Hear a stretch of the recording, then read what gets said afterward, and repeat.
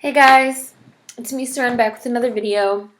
Um, in case you guys are wondering why I always have like a couple seconds of like space in my video where I'm not doing anything, it's because my camera always like has it like lags. It takes a minute to turn on. I don't know, clearly I need a new one. But yeah, that's why there's always like a couple like seconds of like space in the beginning of my videos. I've tried editing it out, but it normally throws the sound off for some reason, so I just leave it. I just be like, fuck it, now I don't care.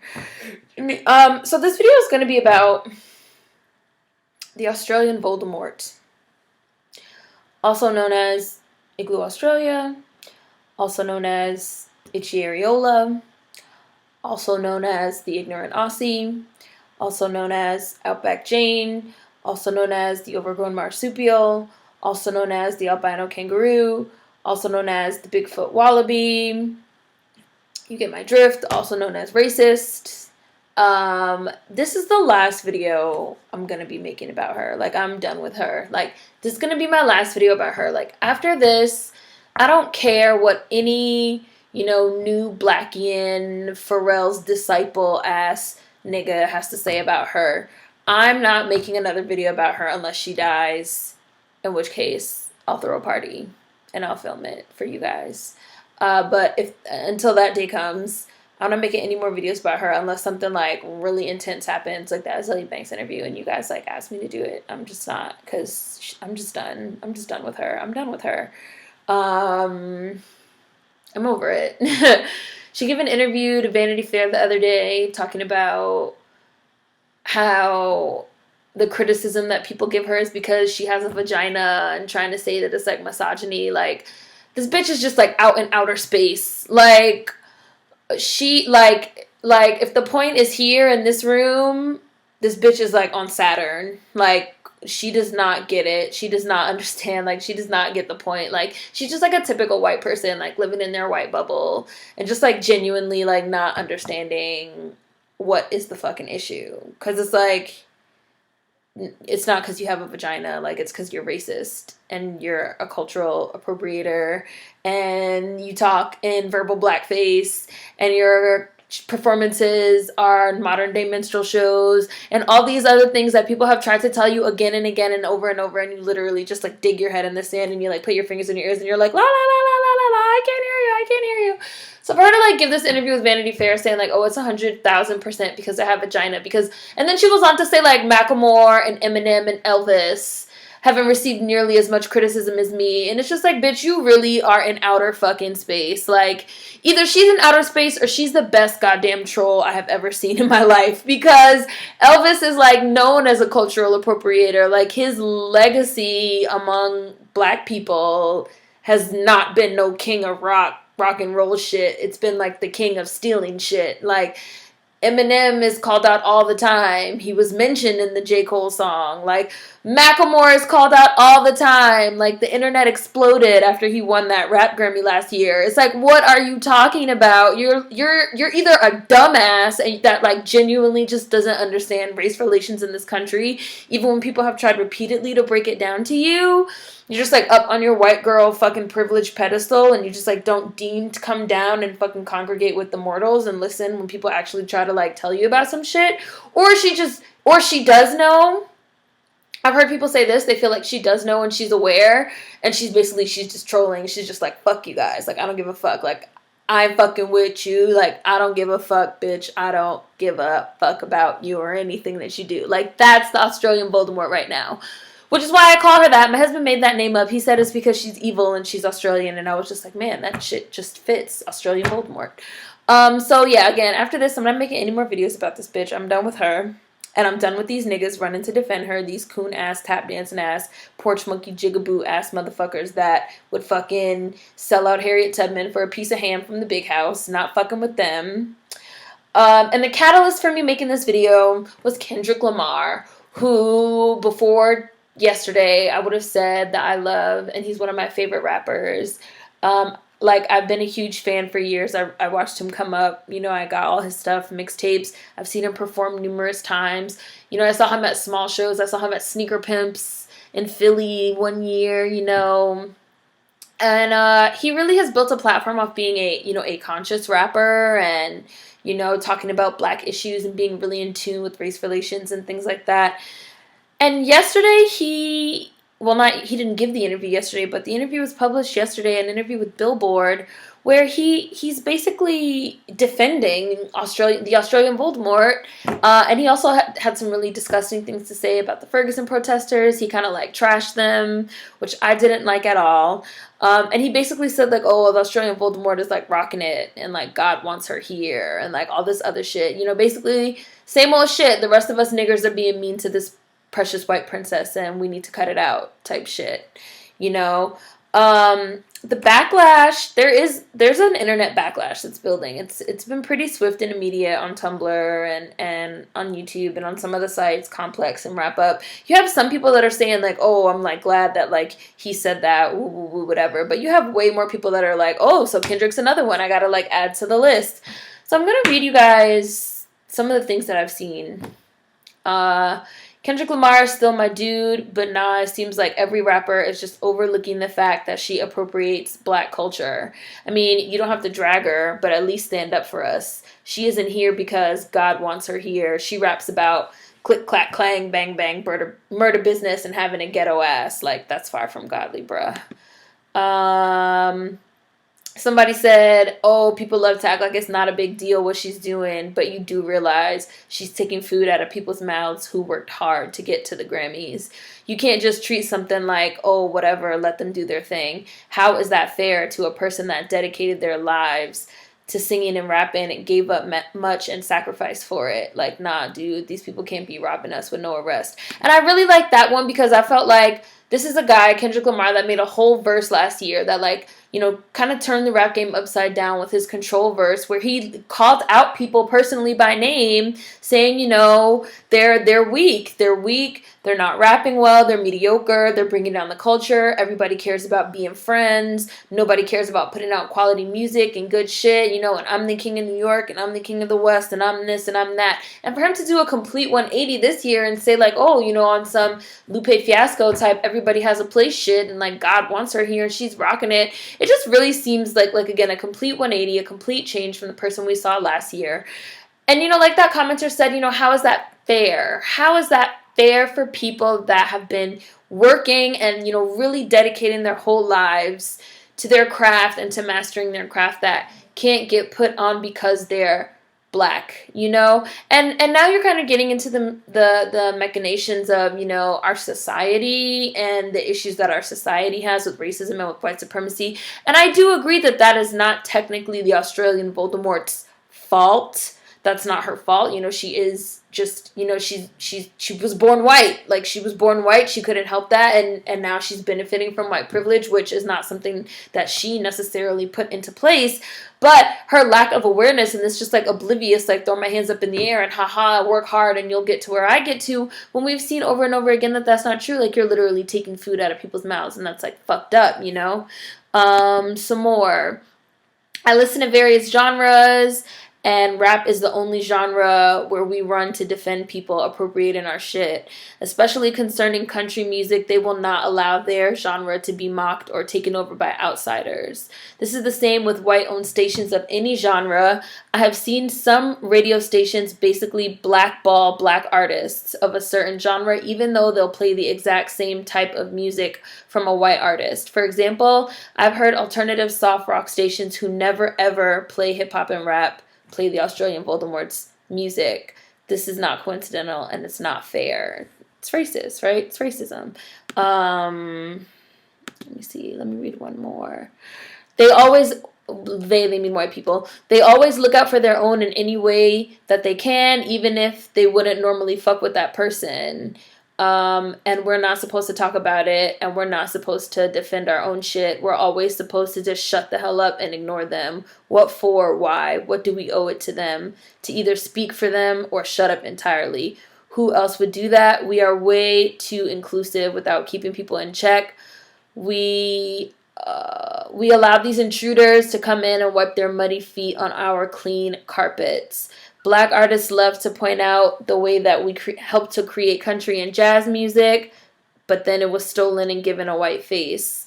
and then we want to turn around and shield the Australian Voldemort and Eminem from criticism. So basically that one was saying how, like, black people love to talk about how shit got stolen from us, but then when other people want to talk about shit that's going on right now, they want to say, like, oh, like, why are you piling on to this person? Why are you piling on to that person? And that's kind of, people are saying that Kendrick is a nice guy, and it's also, like, come out that apparently Corny P, who's the Australian Voldemort's boyfriend, is Kendrick Lamar's, like, first cousin, like, their parents are brother and sister somehow. I think they said, like, his dad's sister, so his aunt is Corny P's mother. So, you know, that would make them close first cousins. So people are saying, like, oh, he just doesn't want to, like, get on bad terms with his cousin, and he can't, like, dog out his cousin's girl and this and that. And I'm just like, well, that's cute, but you know, he doesn't have to come for her personally. Macklemore said and I can't believe I'm, like, using Macklemore as an example. Like, where is this world going to? Like, Macklemore said, like, I don't want to talk about her personally, but we could talk about the systems that are in place. And you very easily sidestep, like, coming for her on a personal level. Very easily, you know? So I'm deeply, like, saddened, and I'm disappointed that an artist that I really enjoy his music and I admire him, that he could, like, make these statements. It's really bothers me, and I know that there have been all types of, like, rumors swirling around saying that Kendrick's been, like, struggling with, like, drinking and depression, and, like, he's, like, cracked under the pressure of the industry, and, you know, last year's Grammy snub made him feel like he's being, like, too radical. So, you know, maybe he's just decided to, you know, give up on his beliefs and cater to the status quo, and, you know, kind of just go with the flow and gain more mainstream recognition, so that maybe, you know, with this next album he'll get those Grammys and shit like that. But I just feel like, damn, so you're willing to, like, sell your soul your soul for a Grammy? That sucks, you know. His statements were just really startling because, you know, they didn't address the actual issues that people have with her, with this chick, and the appropriation of black culture in general, you know. He was just unable to say, this is the issue that people have, and this is why people don't like it, and this is why people don't like her, you know. And I feel like Kendrick Lamar would have been the perfect person to give an interview on a platform like Billboard, you know, because this is not J. Cole, who I love J. Cole now, like, I have to say, but he's not, you know, that well known among white artists. He hasn't really had a huge smash hit like Swimming Pools or anything like that. Kendrick had an opportunity to address a mainstream audience and say, hey, these are the issues, you know. And he kind of just said, nah, God put her here and it's fine. And that bugs me. And I put a post about it on Instagram, and me and one of my friends ended up getting into this, like, long conversation about it, and I'm gonna, like, read you guys some of it. I feel like we kind of got into pretty much everything, all the issues that people have with her in this Instagram conversation. So, you know, this could be like your master Australian Voldemort video, where when you, like, need to break down the issues, you could just, like, come to this video and, like, here will be all the issues. So my friend said, successful white rappers can still be counted on one hand the same way successful black pop stars can be counted on one hand. I don't understand the issue. I think people hating on her makes the culture, he used, like, quotes, look bad. Hip-hop is built on competition, and people are crying because someone who isn't black is shining right now, when in fact there should be a sense of pride that something of ours made its way to Australia. I said, what the fuck is that? Like, we definitely should not feel a sense of pride about this chick. She's made a career out of stereotypical bullshit with a fake accent that is essentially verbal blackface. Her performances are minstrel shows where she coons for white people that want the black experience through a white conduit. That's the issue with her personally. Like, she has made a career out of stereotypical bullshit with a fake accent that is essentially verbal blackface.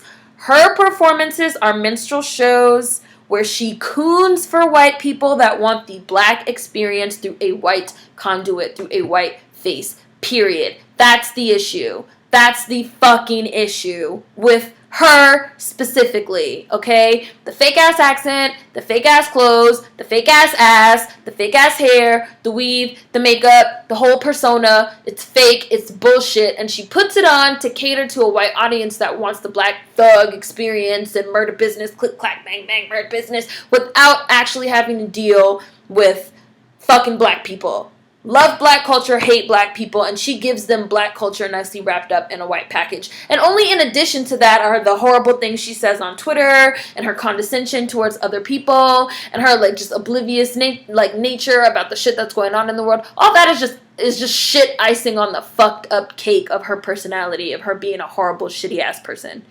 So we don't have to fucking talk about her ass anymore. That's it. She's a shitty person. She's a fucking white coon. The end.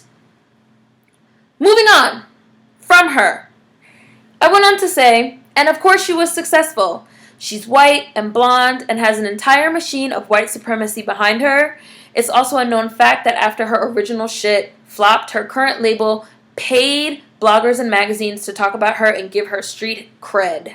She hasn't worked hard for shit, and the issues at hand are bigger than this fucking piece of racist human excrement, which is literally what I wrote on Instagram. Mediocre white music that is heavily influenced by black sounds are being heralded as something new, as something fresh, as something unique that white people want to act like they've never heard before because they want to pretend they don't hear that coming from black artists. Like, it only has value when it comes from a white person and when it comes from a white face, okay? That is the fucking issue, all right? You know, like, all this shit, all these white artists that basically, you know, sit home and listen to black artists and emulate their sound, copycat their sound, you know, they're being called new and exciting and excellent at the expense of black artists, you know, like somebody, like the comments said, you know, they're taking food out of the mouths of people that are actually working hard and being creative and creating, and they're just copycatting and they're getting all types of awards and Grammys and money and this and that, and it's racist and it's inappropriate, okay? Like, fraudulent ass culture vultures capitalizing off of black culture when they could care less about black bodies is the issue. Our capitalist, white supremacist society saying black art and anything black culture is better, more palatable, and more interesting coming from a white face is the issue. These are the issues. None of those issues need to include any white artist specifically, but those are the issues. At the end of the day, we're living in a society that looks at black people, black artists, black culture, black creations, and says, how can I get this from a white person? I don't want it from these niggas. How can I get this from a white person? How can I monetize this? How can I mainstream this? How can I package this? How can I sell this? How can I steal this away from these niggas and slap some blonde hair on it and call it something different? That's the fucking issue. The end. All right? And I know this bitch's fans are gonna be like, and I'm not gonna even entertain it. Like, I'm not entertaining it because you people are fucking stupid. And if you can't get the issues the way that I'm spelling them out, then you're never gonna get it. You need to just go live on Saturn, okay, with your Voldemort queen, with your evil queen, and fucking call it a day, you know? And we went on. We had a whole long ass conversation on Instagram, like. He was like, oh, we should be happy because we're influencing other people and we have influence in another country.